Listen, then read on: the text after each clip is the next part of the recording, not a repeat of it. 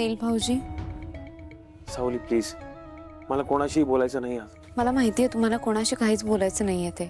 इतरांचं माहित नाही मला, पण मला आईशी नक्कीच बोलायचं नाही.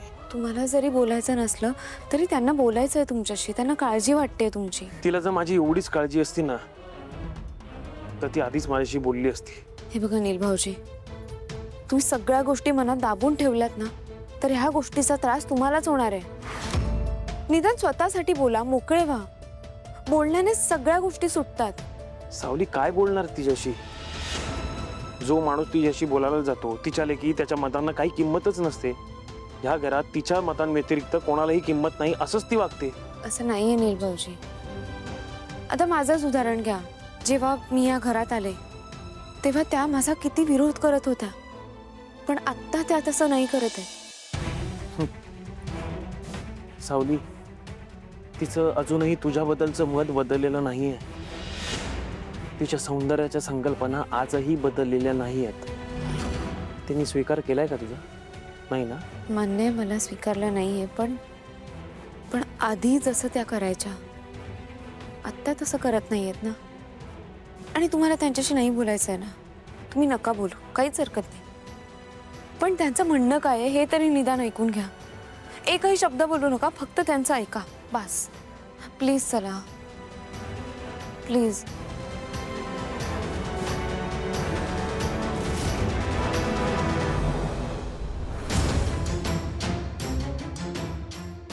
या डॉक्टरने जर मला ओळखलं तर माझं कामच होणार नाही. नाही नाही नाही नाही, त्यापेक्षा याने मला न ओळखलेलंच बरं. निदान माझं काम तरी होईल. पण हा डॉक्टर अजून आला का नाही? किती वेळ वाट पाहायची? आला वाटतं, हाच आहे.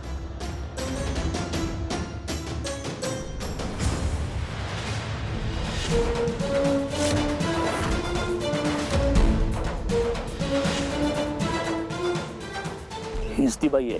हिने मला खोटं नाव सांगून फोन केला असणार. जुन्या झालेल्या गोष्टी त्या ती आता उकरून काढणार. मला इथं थांबायलाच नको. डेंजरस बाई आहे ही.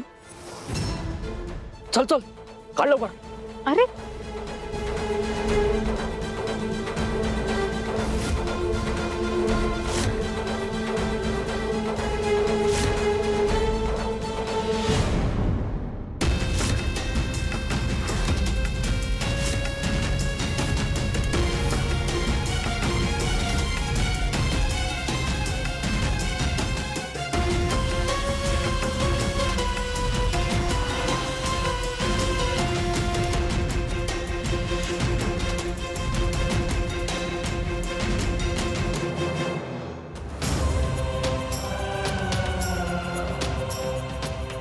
बोला, काय बोलायचं तुम्हाला?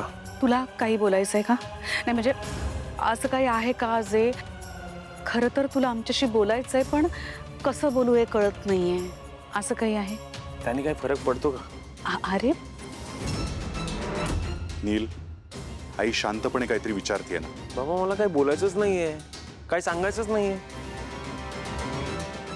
नक्की? हो. बघा,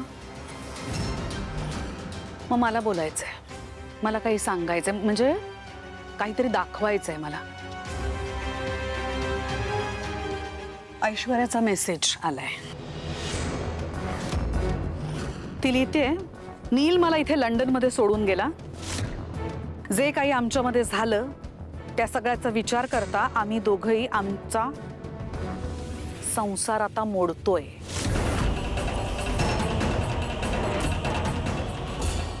असा आम्ही निर्णय घेतलाय. आम्ही डिवोर्स घेतोय. आम्ही वेगळे होतोय.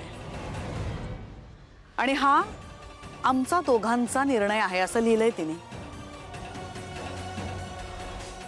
हा असा ऐश्वर्याचा मेसेज आलाय. आता नाही, बोल ना काहीतरी.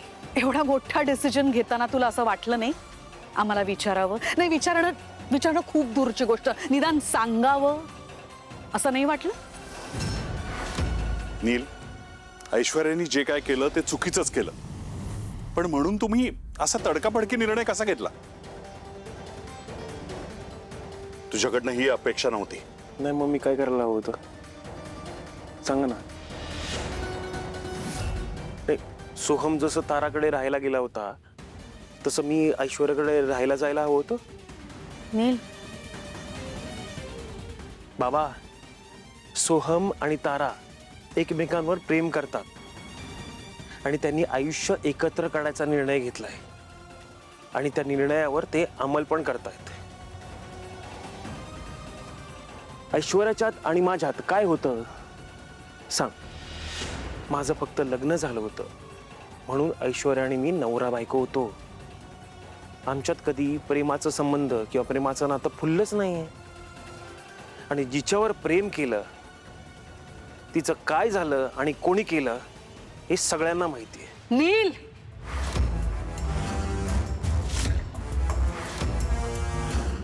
काय बोलतोयस तू? तुला तरी कळतंय का? तोंड सांभाळून बोला तू. हे याचं हे डिवोर्स प्रकरण कोणाकोणाला ठाऊक होतं?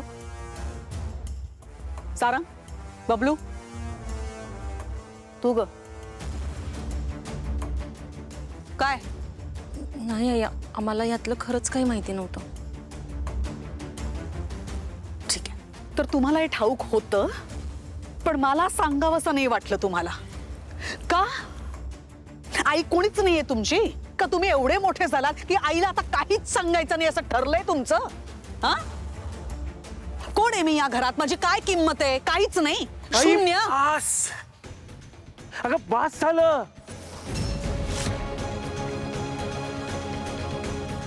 मला, मी, माझं अस्तित्व, माझं हे कशाला करतेस आता? अरे तुझ्या व्यतिरिक्तही या घरात माणसं राहतात. त्यांना त्यांची मतं आहेत, त्यांना त्यांचं आयुष्य आहे, जगू दे की. नाही सांगितलं तुला काय फरक पडला? माझ्या आयुष्याचा निर्णय तू घेतलास. अगं केलं असतं ना त्या सानिकाशी लग्न, राहिलो असतो ना मी खुश. पण नाही, तू त्या ऐश्वर्याला घेऊन आलीस माझ्या आयुष्यात कारण ती तुझ्या सौंदर्याच्या व्याख्येत फिट बसत होती म्हणून. पण खरं सांगू का, ती माझ्या आयुष्यात कमी आणि तुझ्या आयुष्यात जास्त राहिली. माझी बायको नव्हती ती, तुझी सून होती, सून. माझ्या आयुष्याचं वाटोळं केलंयस आणि आता हा डिवोर्स.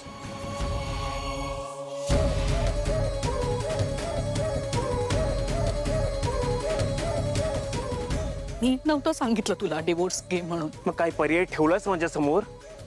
आहे काय पर्याय?